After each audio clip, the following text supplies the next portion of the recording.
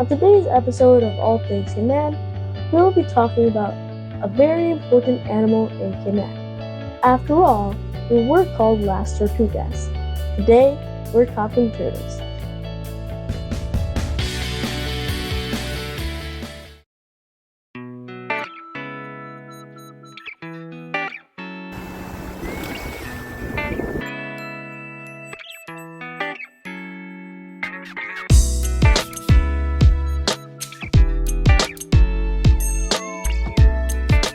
Before we get into our conversation about turtles, will you please tell us a little bit about yourself and how does the DOE study turtle eggs?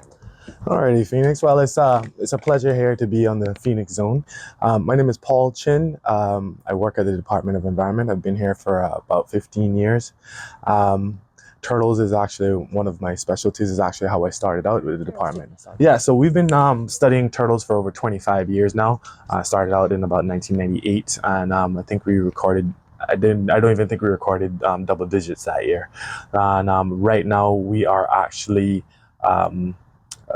over 800 nests this year alone, and that's largely in part to the fact that we've increased our conservation efforts, and we walk the beaches now 5 to 6 times a week to cover the entire island, and because it takes about 20 years for a turtle to reach reproductive age, we're now seeing the effects of all those conservation that we've been putting in for the last 20 years.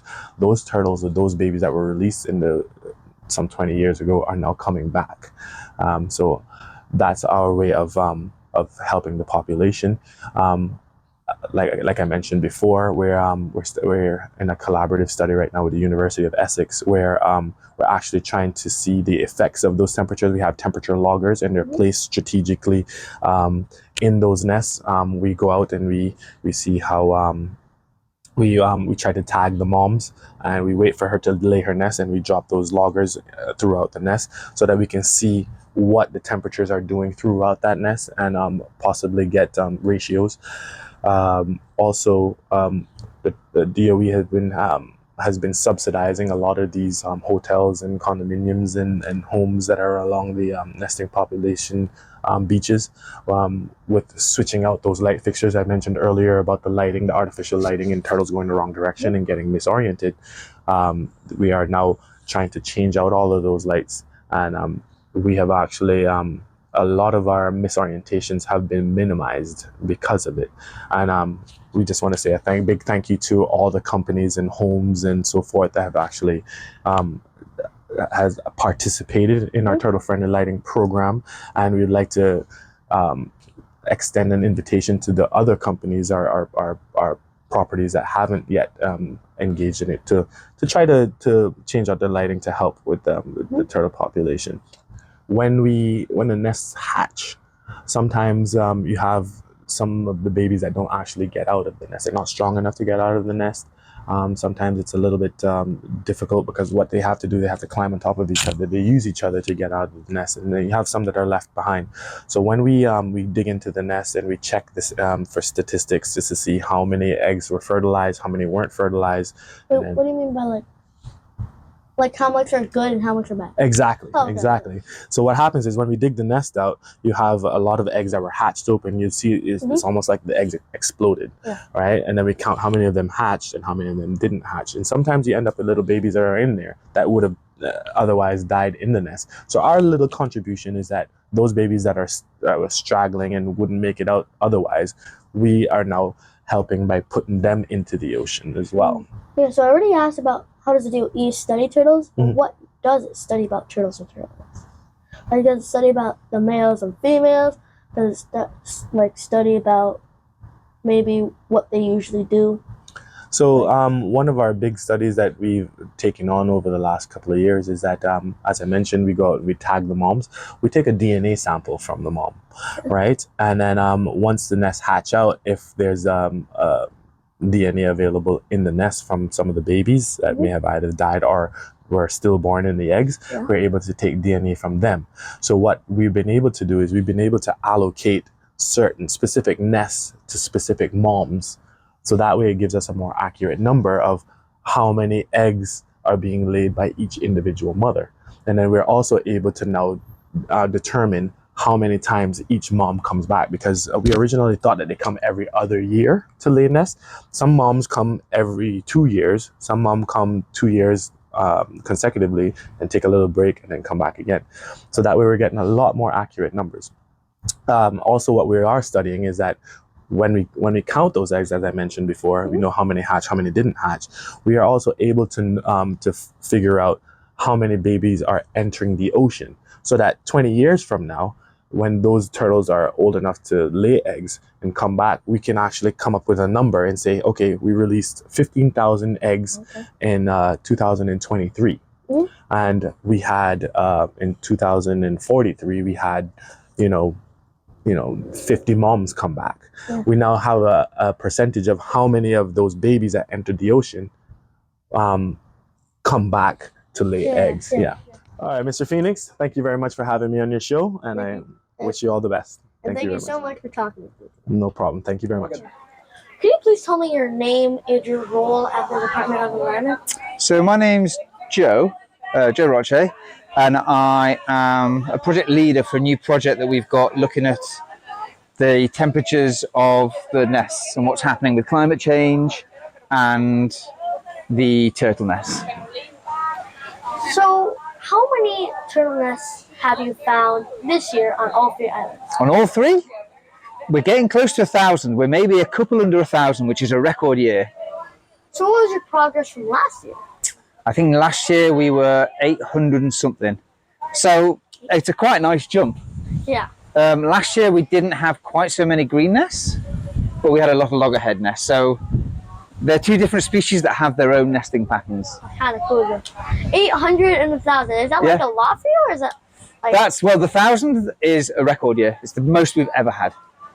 So I understand that scientists are not really supposed to interfere with nature. Yeah, you're right. So why does the Department of Environment help baby turtles? Well, we have a lot of issues or problems that are kind of unique to this island. So because we have so many hotels and so many people wanting to come to Cayman to enjoy the island, we have some issues with lights. So we need to manage the nests to stop the hatchlings from going the wrong way. And it's really lucky, a lot of the condos, a lot of the hotels have started to put in turtle-friendly lighting. And turtle-friendly lighting is bulbs and fixtures that are kind of amber, and the turtles don't follow that light, they can't see it. So it means we don't have to manage the nests at all. So if everywhere had turtle-friendly lighting, we could leave the nests alone to do their natural thing. Yeah. So is the population of all the different types of turtles, are they pretty high or are they kind of low? Historically, they're really low. So if you look at times before the turtle hunting, and the British Navy used to come here to fill up their food stocks with turtles, there must have been thousands and thousands and thousands of turtles. And let's say this year, we've got 1,000 nests overall. That's nothing compared to what it used to be. So maybe this year we've had 50, 60 nesting females. That isn't, when you look at actual females nesting, the numbers aren't really high. So it's still a good news story. We're still doing really well. Like, everyone's really happy that we're hitting records. But compared to what it used to be like, we've still got a while to go. So the sharks, humans, and turtle farming, all those harm the turtle population a lot. But is there anything that is like that most harms? Well, coming from my project, we don't know what's happening with climate change. So I don't know if you know, but turtles have a thing called temperature-dependent sex determination. So if a nest is hot, it comes out all girls. Oh. So we don't know what's happening. So yeah, it's hot, it's all girls. So when it's hot, it's all boys. Well, it'll vary throughout the nest of the temperature, but we're getting towards a more female-heavy population. And obviously, you can't just have girls; you've got to have both, right? Yeah. So we've got the DOE has got a new project looking into exactly what's happening with this, because we don't know. It's kind of cool, though. Like, the genders. Oh, well, thank you so much. Thank you, buddy. We have, I'm going to talk about 2 species, like the most common, loggerheads and green turtles. Loggerheads are smaller, green turtles bigger, and that's why it's the first difference that the tracks of the green turtles, because they are like bigger, they just do like they come up like with in a symmetric track. So they have, because they're so big and heavy, they have to crawl like with all the flippers. They have to push themselves. Their loggerheads are lighter. They have a big head, but they are like way lighter. So it's easier for them to crawl like in an asymmetric crawl, like crawling. So they do like this. Oh. Okay. So The shape of the nest is very different. Is really different because loggerheads, the lighter ones, they just crawl and they just like yeah, and they start like digging. They lay and they just cover a little and that's it. But green turtles, they come all over the way. They dig Deep. They dig deep, a deep like body pit. It's like Where you almost can't see them. like this. Look at this. This was the old like that was the camouflage, but they just dig first this thing that it's called body pit. So they just take all the first layers of sand from the beach, and then after that they started to dig in. They make the hole, they nest. So you can see like it's a So they kind of make like a first circle and a second big circle. They first like take a lot of sand, then they make the camera, they nest, they cover, and then after all of that effort, they start camouflaging. Yeah, They also spread their smell all throughout that. Yeah. So then digging predators or anything that digs into it can't really tell where the nest is because everything smells of turtle. And how long will the process take for like the? So we normally, if I see one coming up, because I know I work at night, and I tag them and I put the temperature recording devices in the nest and all that business. And if I see a turtle coming up, I'll normally leave her 40 minutes because that's about the time that she's around getting started to lay eggs. And then once she's laid the eggs, which can take 20 minutes, then she can be there another hour, another 2 hours, sometimes camouflaging. So earlier when you said like they would lay different nests or have it's in nests. 10-day intervals. Oh, so it's each 10 days. Okay. Yeah. So sometimes it's 9, sometimes it's 13, but yeah. Would they stay on the sand or would they go into the water and then come back? No, they lay, they go back in the water, disappear, rest, eat, and then come back in 10 days once they've got eggs again, and then make another egg. Is it dead? Yeah, it's dead. This is a stage 4 as well. But look, the egg, she was like this. Like all tucked in. So compressed. So when they came out, they stretch, they absorb this yolk, they absorb it into the belly. So they have enough energy to go and swim. We divided in 4 stages. This is stage 4. This is the last stage before the baby come out from the egg. So if you can see, it's really like it looks like a baby turtle, like a natural one. In the other stages, you can find it like a mini version. And we can tell if there's been a big problem with the nest, if a lot of the eggs have a similar stage. So when a wave hit it, like we had the big surf a few weeks ago, we had a lot of eggs that were a certain stage.